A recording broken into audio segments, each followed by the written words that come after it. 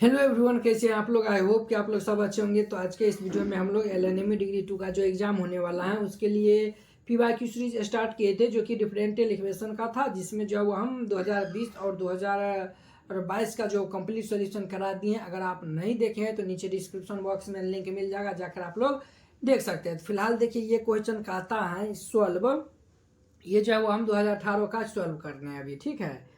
तो देखिए ये कहता है solve d2y/dx² minus 4dy/dx plus 4y equal to x into e power 2x, ये क्वेश्चन है। तो चलिए इसको हम क्या करते हैं, तो सॉल्व करते हैं। तो ये हम आपको बता दें कि ये जो है वो 2020 और 2022 में भी आया हुआ है।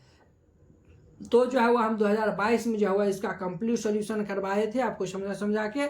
यहाँ पे जो आपको रिवाइजिंग के तौर पर आप इसको देख सकते हैं, ठीक है। तो चलिए देखिए, यहाँ पे जो गिवन डिफरेंशियल इक्वेशन है उसको हम पहले लिख लेंगे। तो गिवन है d2y/dx² minus 4dy/dx plus 4y equal to x into e power 2x। देखिए ये dy/dx को हम d लिखते हैं और d2y/dx² को हम क्या लिखते हैं, तो d² लिखते हैं, ठीक है। ये क्वेश्चन फिलहाल बहुत ही इंपॉर्टेंट है, ठीक है। ये जो है वो बहुत ही इंपॉर्टेंट है, ये बहुत बार आया हुआ है, तो आप इनको देख लीजिएगा।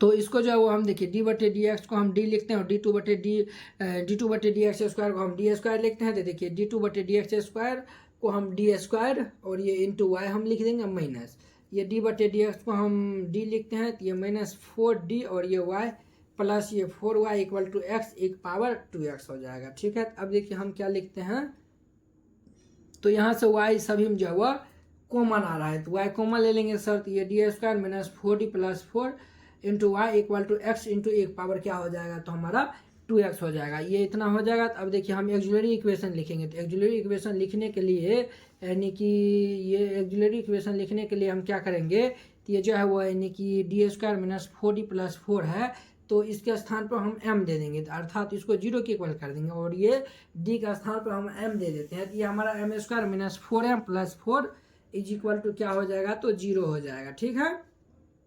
तो ये जो है वो हमारा a माइनस बी का होल स्क्वायर है, ठीक है। तो ये जो है वो परफेक्ट स्क्वायर है, अर्थात ये m-2 का होल स्क्वायर हो जाएगा, ठीक है। m-2 का होल स्क्वायर हो जाएगा, तो इसको हम m-2 इंटू m-2 लिख सकते हैं, बिल्कुल लिख सकते हैं, इक्वल टू 0।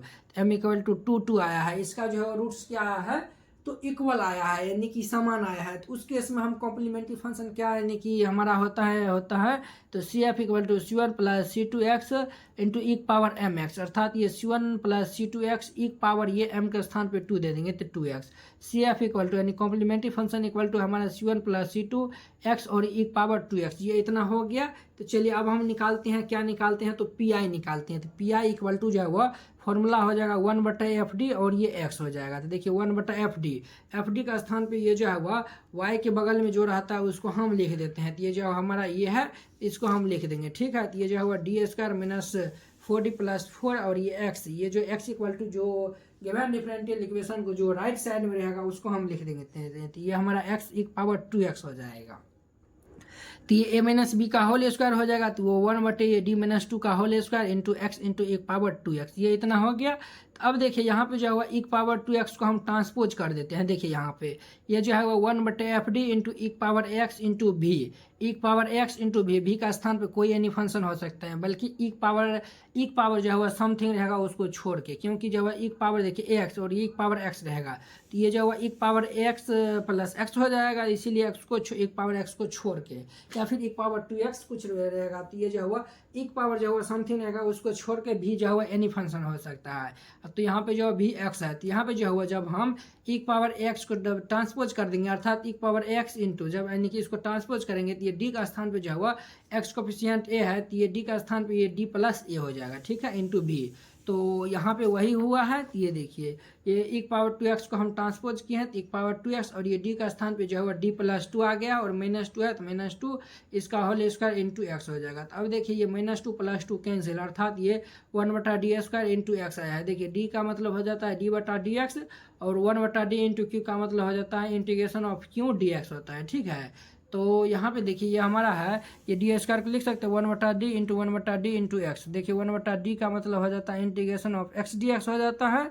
तो यहाँ पे जो हुआ यानी 1/ये का इसका इंटीग्रेशन हम निकालेंगे तो ये x² 2 और देखिए e⁻² इंटू ये 1/2 बाहर हो जाएगा, फिर x² का यानी 1/d x² है तो ये इसका हो जाएगा x³ 3 हो जाएगा। अर्थात हम जब पी निकालेंगे तो हमारा हो जाएगा कितना हो जाएगा, तो 1/3 दूनी 6 e⁻² इंटू x³ हो जाएगा। तो जनरल सोल्यूशन के लिए हम y = CF plus P I तो y = CF हमारा क्या है, तो CF जो हुआ हम यहाँ पे निकाले हैं ये जो C1 + C2 into x e⁻²x, तो ये जो है वो हमारा CF जो हुआ C1 + C2x into e⁻2x plus P I हम जो निकाले 1/6 e⁻2x इंटू x³ तो 1/6 e⁻2x इंटू x³, ये जो हुआ हमारा क्या हो जाएगा, तो इसका जो हुआ कंप्लीट सॉल्यूशन हो जाएगा। आई होप कि आप लोग ये क्वेश्चन बहुत ही अच्छा तरीका से समझ गए होंगे। चलिए अब हम नेक्स्ट वीडियो में मिलते हैं इसके नेक्स्ट क्वेश्चन के साथ।